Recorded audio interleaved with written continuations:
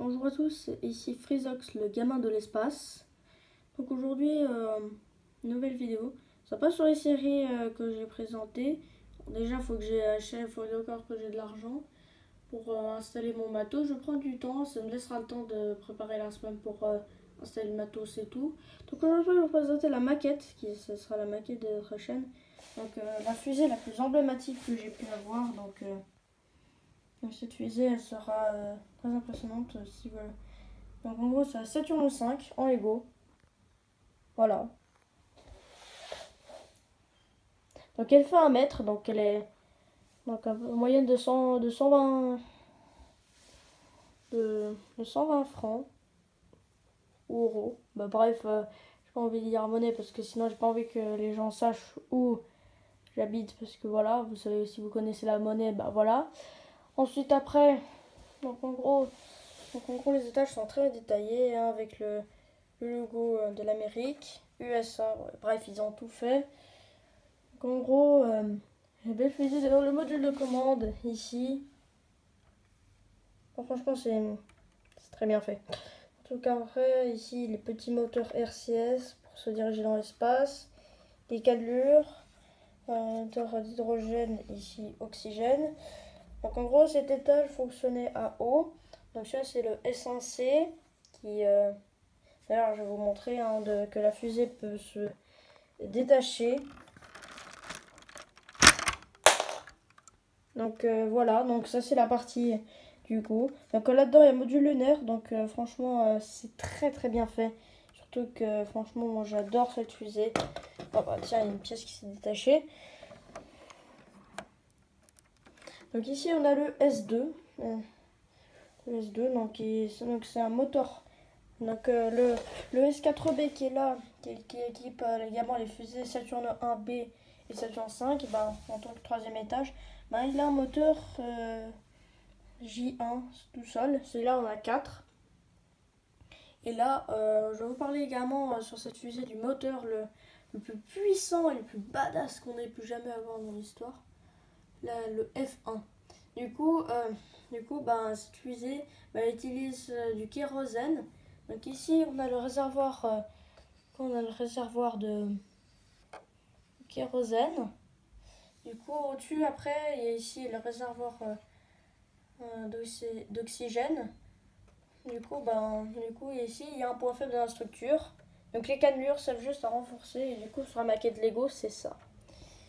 Et du coup, bah après, il y a le plus marrant, c'est que le kérosène, c'est que ça ressemble beaucoup au diesel, à ce 6 points qui ne contient pas de soufre. On pourrait dire que la physique a mené les premiers astronautes sur la Lune équipés de moteurs diesel. Ou presque. Revenons à notre fusée. Du coup, ici, en dessous, on a des petits moteurs de fusée pour écarter l'étage pour éviter que le reste se prenne dans les pattes. Et encore ici, on a une lente conduite, pas de carburant, mais de la câblerie en tout genre, ça s'appelle la conduite de service. Au-dessus, après, on a le moteur, le S2.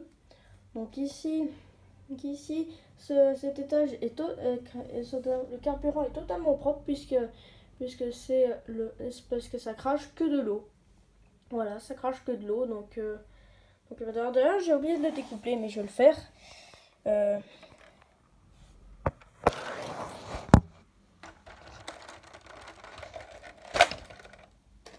Donc voilà. Désolé, mais j'ai posé la caméra. Donc voilà, il est. Donc voilà, les 4 moteurs J2, donc ça crache que de l'eau, donc voilà.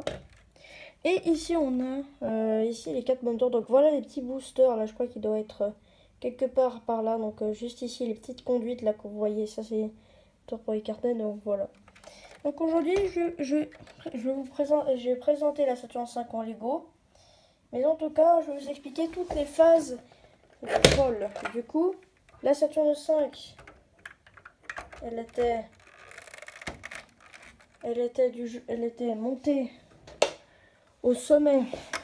Donc le module de commande Apollo était monté au sommet de la fusée. Et du coup, au redécollage, et ben, sur le pas de tir, et ben on faisait quelque chose de, on envoyait de l'eau sous les moteurs pour atténuer le bruit des réacteurs parce que franchement les décibels que ça met pour cette fusée, c'est vraiment génial. Et j'ai oublié un élément, c'est la tour de sauvetage. Voilà, c'est ici, c'est pour écarter le module de commande d'un lanceur défaillant en cas d'urgence. Donc reprenons le vol. Du coup après sur le pas de tir, on met l'eau pour atténuer le bruit. Ensuite après la fusée, elle s'élève dans les airs sans surprise vers le haut. Ensuite après que tout l'étage est censé est terminé, le S2 se détache. Un anneau ici vient se détacher, puis ensuite les moteurs, puis ensuite le S2 est propulsé à l'avant. Du coup, c'est pour éviter que le réservoir crée des bulles, parce qu'à cause de l'absence de pesanteur, puisse pousser le carburant au fond de la fusée pour qu'ensuite, après, ça puisse allumer le moteur correctement. Puis ensuite, après, on finit l'orbite avec le S4B qui est juste ici, avec son moteur J2. Et du coup, donc ici, il y a les petits moteurs R16, donc j'en parlerai plus tard dans la vidéo. Ensuite, après, on se sépare de la tour de sauvetage, donc elle est là. Donc ensuite, après la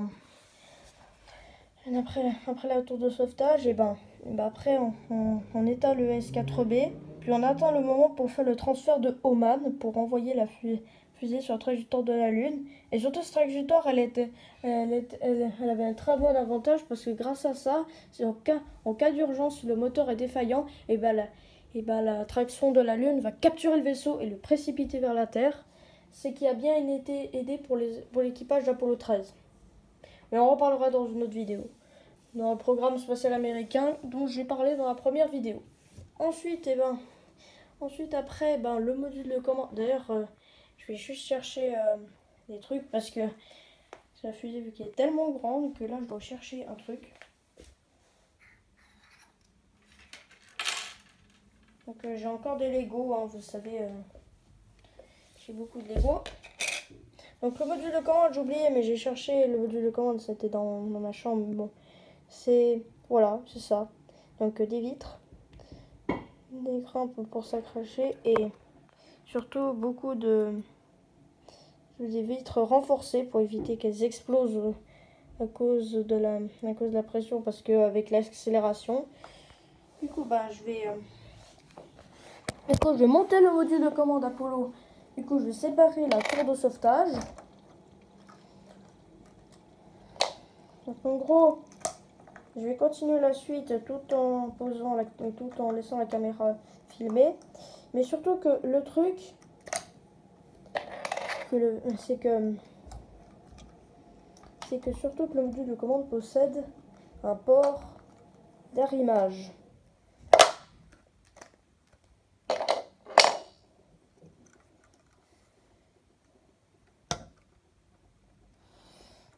Donc en gros, le vaisseau Apollo ressemblait du coup à ça, donc le vaisseau entier. Et du coup, il allait s'arrimer. Du coup, il allait s'arrimer au LEM, donc qui est attaché juste au-dessus du S4B. Donc voilà à quoi ressemble. Donc le module de descente qui va servir pour descendre vers la Lune. Et ensuite après, on a le module de remontée. Du coup, le module de descente sert de plateforme pour le module de remontée, de pas de tir pour le module de remontée. Et ensuite après, donc en gros, le module de remontée, bon là il y a juste un petit défaut. Donc sur la maquette Lego, sur cette maquette, en gros, voilà comment il ressemble le module de remontée. Donc il n'y a pas normalement un moteur, mais bon, il n'y a pas. Du coup, le moteur, c'est un moteur très utile. Je sais plus lequel c'était, mais du coup, c'est un moteur qui, en gros, quand on mélange deux composants, du coup, ça s'enflamme instantanément. Donc, en théorie, ce moteur ne peut donc ne pas s'allumer.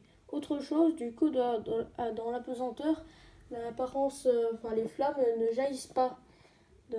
Avec ces deux composants, il n'y a pas de flamme. Du coup, si vous regardez mes images de mission Apollo, on a l'impression que le machin est en train de s'envoler. Et du coup, ensuite après, le module de commande allait rejoindre le module de remontée. Et ensuite après, le LEM, quand les instants étaient transférés, était largué. Le moteur du module de service, et du coup, il est rallumé. D'ailleurs, j'ai oublié d'expliquer ce module de service. Le module de service servait à contenir toutes les batteries, bref, les systèmes de vie. Et du coup, après, le moteur du module de service était donc rallumé pour baisser la vitesse et revenir vers la Terre. Ensuite, après, le module de service était donc largué.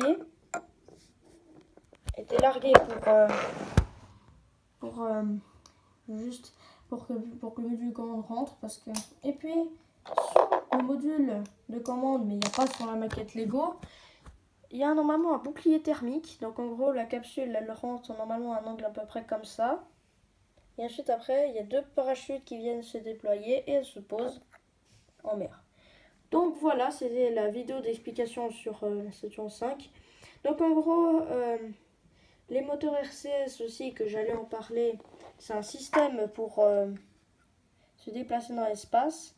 Mais je reparlais aussi, mais je pense que je vais pas en dire beaucoup parce que c'est compliqué à expliquer, mais ça sert à se déplacer. C'est avec des petits moteurs, c'est avec c'est avec un carburant assez léger, mais ça permet de se déplacer dans l'espace. Et surtout ce qu'il y a sur le module de service aussi, comme ça permet de diriger la fusée. Donc il y a 2 seuls moyens de se déplacer dans l'espace.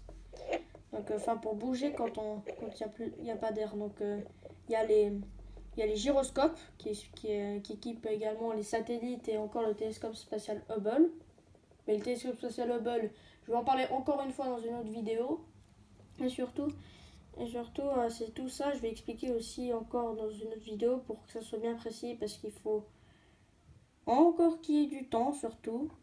En tout cas, demain, je vais peut-être faire une vidéo parce que ce sera lundi. Du coup, cette vidéo, peut-être elle va commencer à parler du système solaire, donc ça va bien être sympa. Donc je vous dis à la prochaine fois, à tous. Donc, n'hésitez pas non plus, comme je l'ai dit dans la première vidéo, vous n'êtes pas obligé de liker ou de vous abonner, c'est votre choix. Mais sur ce, n'oubliez pas que si vous êtes perdu, je vous guiderai. Allez, à plus!